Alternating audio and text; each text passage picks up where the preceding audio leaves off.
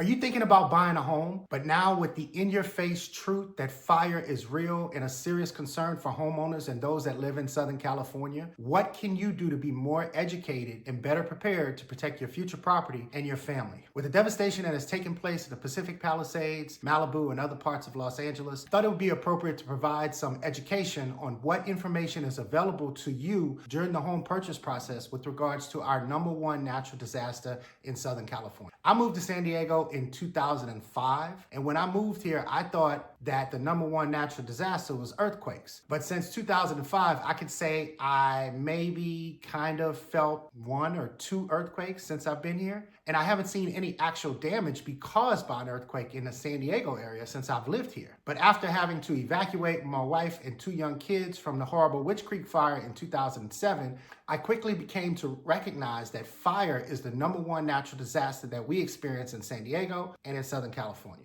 And unfortunately, we are seeing the damage it can cause on a horrific scale right now. I'm JR St. Julien with the St. Julien Real Estate Group of eXp Realty. Let's get you educated on what you can do better to protect you and your family against our #1 natural disaster in Southern California. Let's get to it.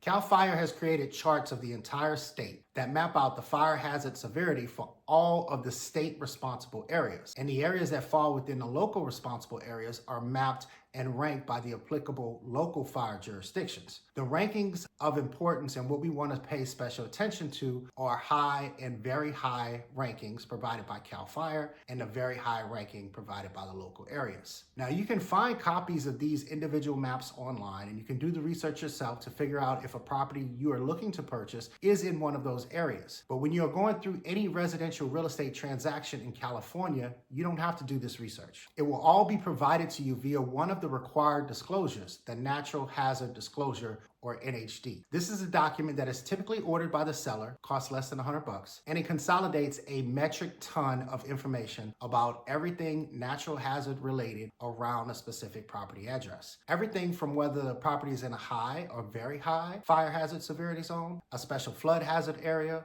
a wildland area, an earthquake fault zone, within 2 miles of the airport, and much, much more. But for the purposes of this video, we're going to focus on high or very high fire hazard zone designations. Now, before we continue, I want to make sure that I state the obvious. I'm not saying that fires only happen in these designated areas. Obviously, that's not the case. We don't have control over where fires happen. They can happen anywhere. But if a property is in a high or very high fire hazard zone, the purpose of that ranking is to notify you, the homeowner or the potential homeowner, that a higher fire risk exists in that area, and that in order to minimize that risk, there are defensible space maintenance requirements that all should comply with. There are increased building standards that you would have to comply with if you decided to build a new home or an ADU in that area.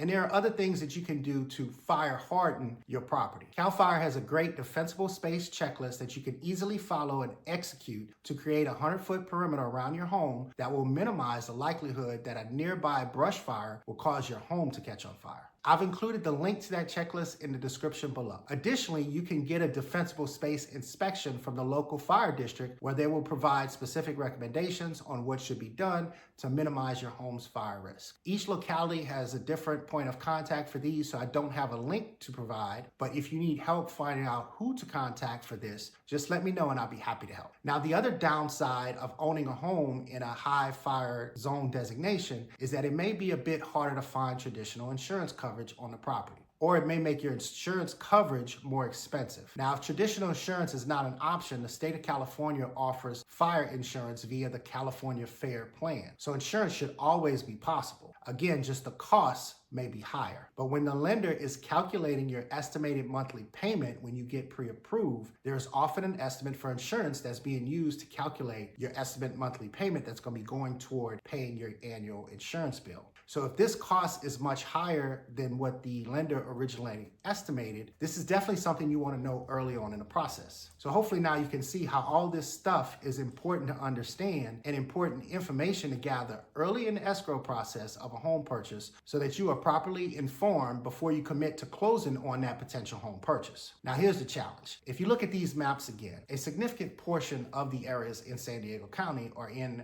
a high or very high fire area. So this may be something something that is hard to avoid. And this is especially the case if the home backs a canyon or a hillside or has a bit more acreage, all which are typically very attractive components of a property. So this may be a designation that you can avoid based on where you want to live and what you're looking for in a home. But it's still good to know the information so that you make sure you're making a fully informed decision. The bottom line is that every part of this country has its own natural disasters to deal with. So whether it's hurricanes, tornadoes, earthquakes, blizzards, or extreme flooding, wherever you live, you will typically have some sort of natural disaster in that location that you have to deal with. And unfortunately, ours is fire. But remember, there are things that you can do to fire harden your property. So if you are in a high fire zone, be sure to execute that CAL FIRE defensible space checklist and harden your property so that it'll be more resistant to a nearby brush fire. Okay, kind of a gloomy topic today, but I do appreciate your time and I hope you found this information valuable. Subscribe to my channel for more updates and insights on the San Diego housing market. And if you have any questions or want to discuss your specific real estate goals, whether you're buying or selling, please don't hesitate to reach out. I love to chat. You can contact me directly via phone or text. My information is everywhere online, or just schedule a time on my calendar using the link in the description below. I'm JR St. Julien with the St. Julien Real Estate Group of eXp Realty. Thank you for watching. Take care.